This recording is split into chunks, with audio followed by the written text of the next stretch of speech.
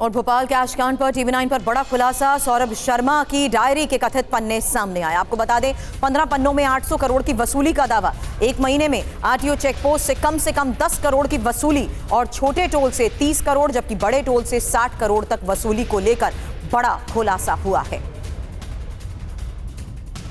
तो 15 पन्नों में 800 करोड़ की वसूली के दावे जिस आधार पर सामने आए हैं वही तस्वीरें भी हम आपको दिखा रहे हैं, क्योंकि हर महीने आरटीओ चेकपोस्ट से जिस तरीके से 10 करोड़ की वसूली की गई, ये वही सबूत है जिससे साफ हुआ कि आखिर किस तरीके से बड़ा घोटाला हुआ है। और इन्हीं पन्नों के जरिए ये साफ हो रहा है कि कैसे बड़े टोल से 60 करोड़ तक की वसूली की गई जबकि छोटे टोल से 30 करोड़। लेकिन आपको बता दें ये वही आरटीओ से रिटायरमेंट लेने वाले सौरभ शर्मा हैं जिसके ठिकानों से 50 किलो से ज्यादा सोना और करोड़ों की नकदी बरामद हुई थी।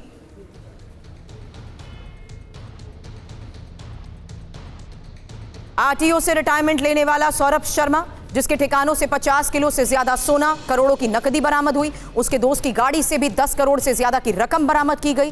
कई महंगी घड़ियां और सामान बरामद हुए। उसके बाद से तीन एजेंसीज सौरभ शर्मा की तलाश में जुटी रही, लेकिन अब तक कुछ पता नहीं चल पाया।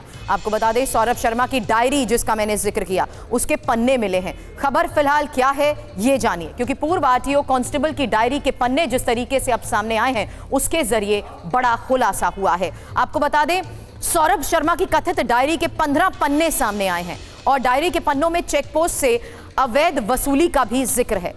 एक महीने में हर चेकपोस्ट से 10 करोड़ की वसूली हुई है। छोटे चेकपोस्ट से हर महीने 30 करोड़ की अवैध वसूली को लेकर बड़ा खुलासा हुआ है। बड़े चेक पोस्ट से हर महीने 60 करोड़ की वसूली और पूरी नौकरी में सौरभ ने 800 करोड़ की अवैध वसूली की है। अब 800 करोड़ की अवैध कमाई रसूखदारों में जिस तरीके से बांटी गई है इसको लेकर भी बड़े खुलासे हुए हैं। लेकिन सौरभ शर्मा की डायरी को लेकर फिलहाल हमारे संवाददाता शुभम गुप्ता इस बारे में और क्या जानकारी दे रहे हैं, उनकी ये रिपोर्ट देखिए। मध्य प्रदेश में काली कमाई करने वाले आरटीओ के पूर्व आरक्षक सौरभ शर्मा के मामले में टीवी9 भारतवर्ष लगातार बड़े बड़े खुलासे करते आया है। एक और बड़ा खुलासा हम आपके सामने करने जा रहे हैं। ये जो तस्वीरें आप देख रहे हैं ये एक्सक्लूसिव डॉक्यूमेंट और ये सौरभ शर्मा की उस डायरी के काले पन्ने हैं जिसमें पूरा काली कमाई का काला चिट्ठा लिखा हुआ है, हिसाब किताब लिखा हुआ है। जिस तरह से नाकों पर अवैध वसूली की जा रही थी उसका पूरा की पूरा हिसाब इन 6 पन्नों में लिखा हुआ है। हालांकि कांग्रेस इसमें यह भी कह रही है कि जो टीएम और टीसी लिखा हुआ है इसका मतलब टू मिनिस्टर, टू कमिश्नर, या कोई कह रहा है कि ट्रांसपोर्ट मिनिस्टर, ट्रांसपोर्ट कमिश्नर। इस तरह के आरोप भी कांग्रेस पार्टी की ओर से लग रहे हैं। ये वही सौरभ शर्मा है जिसके पास से तकरीबन 55 किलो सोना, 10 करोड़ कैश और न जाने कितने करोड़ रुपए की संपत्ति भी मिली थी। ऐसे में बड़ा सवाल यही है कि जो वसूली की जा रही थी, नाकों से अवैध वसूली की जा रही थी, उसका पैसा किससे जा रहा था ये अभी तक स्पष्ट नहीं हो पाया है। जांच एजेंसियां इसमें चाहे ईडी हो, इनकम टैक्स डिपार्टमेंट हो या फिर लोकायुक्त ही क्यों ना हो, तीनों एजेंसीज अपनी अपनी जांच कर रही है। तो बड़े खुलासे जहां हो रहे हैं वहीं आपको बता दें अब कांग्रेस ने सौरभ की हत्या की आशंका जता दी है और कांग्रेस अध्यक्ष जीतू पटवारी ने यह आरोप लगाया है। पटवारी ने सरकार से सुरक्षा की भी मांग की है। पटवारी का दावा तो यह है कि बड़े पैमाने पर अवैध वसूली हुई है और इस बीच आपको यह बता दें कि बीजेपी की तरफ से कांग्रेस के तमाम आरोप खारिज कर दिए गए हैं। अब इसी डायरी को लेकर सौरभ की डायरी पर कांग्रेस के सवाल क्या है ये जान लीजिए, क्योंकि सौरभ शर्मा की डायरी के 6 पन्ने आए कहां से। डायरी के 6 पन्नों में 1300 करोड़ के हिसाब और 1300 करोड़ रुपए आए कहां से, इसको लेकर सवाल। सरकार को इसको लेकर जवाब देना होगा। छोटे टोल से 30 करोड़ रुपए की काली कमाई, बड़े टोल से 60 करोड़ रुपए प्रति महीने की कमाई, सौरभ शर्मा आखिर है कहां, ये सवाल उठाए जा रहे हैं और इसके बारे में फिलहाल अभी तक कोई जानकारी नहीं है।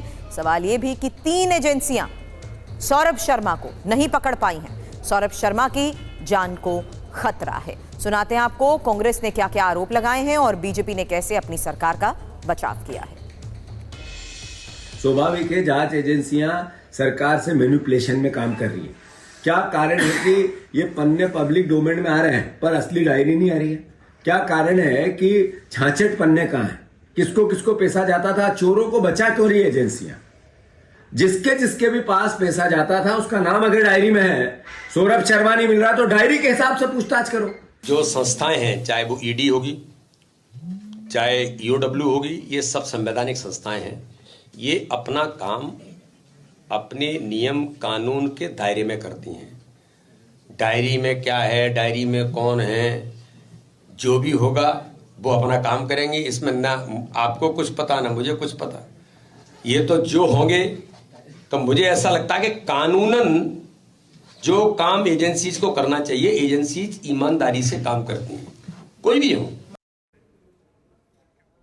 हमारे सहयोगी इस वक्त हमें ज्वाइन कर चुके हैं और जिस तरीके से इस पूरे मामले को लेकर शुभम अभी तक खुलासे हुए हैं, उन पन्नों के आधार पर बड़े खुलासे हुए हैं। लेकिन अब ये पन्ने अचानक कहां से आ गए? कुछ पन्ने क्या अभी भी गायब हैं? और यहां तक कि अब तो जिस तरीके से पूरा मामला पॉलिटिसाइज हो चुका है, हत्या तक की आशंका जता दी गई है। बिल्कुल ठीक कहा। और अभी तक ये नहीं पता चल पाया है कि सौरभ शर्मा आखिरकार है कहाँ पर। उसको लेकर लुकआउट नोटिस जारी हो चुका है। वो निचली अदालतों में लगातार अपनी अर्जी लगाता है, मगर वो खारिज होती रही है। अब ये भी खबरें हैं कि वो हाईकोर्ट में भी जल्दी याचिका लगाने वाला है। मगर जो डायरी के पन्ने हैं, ये एक्सक्लूसिव डायरी के पन्ने, चूँकि जाँच एजेंसियाँ, चाहे वो ईडी हो, चाहे वो लोकायुक्त हो या फिर इनकम टैक्स डिपार्टमेंट है, तीनों ही एजेंसी इस पूरे मामले पर जाँच पड़ताल कर रही है। और जो लाल डायरी, जो शुरुआत में ही हमने बताया था कि सौरभ शर्मा के उस घर से मिली थी, मगर और उसमें एक तरह से क्या क्या चीज़ें लिखी हुई थी। अब आप इसमें देखिए कि हर चीज़ इसमें लिखी हुई है। कौन से नाके से कितना पैसा वसूला जा रहा है, हर महीने 10 करोड़ रुपए वसूले जा रहे हैं और ये अवैध वसूली पूरी तरह से है। अब इसमें सबसे बड़ा सवाल यहाँ पर सुरभि यही है कि ये पैसा किसको जा रहा था। कांग्रेस तो आरोप लगा रही है कि इसमें सरकार के मंत्री, सरकार के अधिकारियों को ये पैसा जा रहा था, क्योंकि एक कांस्टेबल, इस पूरे आरटीओ डिपार्टमेंट का आप देखेंगे तो सबसे निचला पद होता है कांस्टेबल का, और वो कांस्टेबल इतनी बड़ी वसूली कर रहा था। तो ये तो संभव नहीं है कि वो अकेला इतनी बड़ी वसूली कर रहा था। जाहिर सी बात है कि उस पर बड़े बड़े लोगों का हाथ था और उनके ज़रिए ही वो इतने बड़े बड़े काम कर रहा था। उसकी कार से 54 किलो सोना मिला, घर से 234 किलो चांदी मिली है, 10 करोड़ कैश बरामद हुआ है। ऐसे में बड़ा सवाल यही है कि वो कौन से लोग हैं, कौन से अधिकारी हैं, कौन से नेता हैं जो सौरभ शर्मा को संरक्षण दे रहे थे। तो ऐसे में कांग्रेस यही डिमांड कर रही है कि इस पूरे मामले की गंभीरता से जांच होनी चाहिए और वो बड़े नाम सामने आने चाहिए। सवाल ये भी लगा दिए गए कि उठा दिए गए कि तीन एजेंसीज जो पूरे मामले में उसकी तलाश में जुटी है, तो उन्हें अभी तक कोई कामयाबी क्यों नहीं मिल पाई है। आगे भी इस बारे में आपसे अपडेट लेंगे। शुक्रिया पूरी जानकारी के लिए आपका।